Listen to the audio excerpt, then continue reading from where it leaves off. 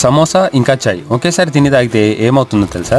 అది తెలుసుకోవాలంటే ముందు సమోసా ఎలా చేస్తామని చూడాలి. ఒక బౌల్లో 100 గ్రాముల మైదా పిండి తీసుకొని ఒక హాఫ్ స్పూన్ అంత ఉప్పు, 2 స్పూన్ల ఆయిల్ వేసేసి ఇదిగో ఇలా పిండి చేసి పక్కన పెట్టేసుకోండి. ఇది నానేలోపు సమోసా మసాలా చేసుకుందాం. దానికోసం ఒక కడాయి తీసుకొని ఒక 2 నుంచి 3 చెంచాల ఆయిల్ వేసి 1 స్పూన్ జీలకర్ర, 1 స్పూన్ ఆవాలు, 2 తరిగిన ఉల్లిపాయలు, 1 పచ్చిమిర్చి వేసి బాగా వేయించుకోండి. తర్వాత 1 స్పూన్ అల్లం వెల్లుల్లి పేస్ట్, ఇంకొక హాఫ్ చెంచా ఉప్పు వేసి గోల్డెన్ బ్రౌన్ కలర్ వచ్చే వరకు వేయించాక 1 కప్ అంత క్యారెట్ తురుము, కారం పొడి, ధనియాల పొడి ఒక్కొక్క స్పూన్ చొప్పున వేసేసేయండి. తర్వాత హాఫ్ స్పూన్ అంత గరం మసాలా కూడా వేసుకొని టేస్ట్ బాగుంటుంది. ఇప్పుడు అన్ని ఫ్రై అయ్యాక మసాలా మొత్తం బాగా కలిపేసుకొని పక్కన ఉంచేసేయండి.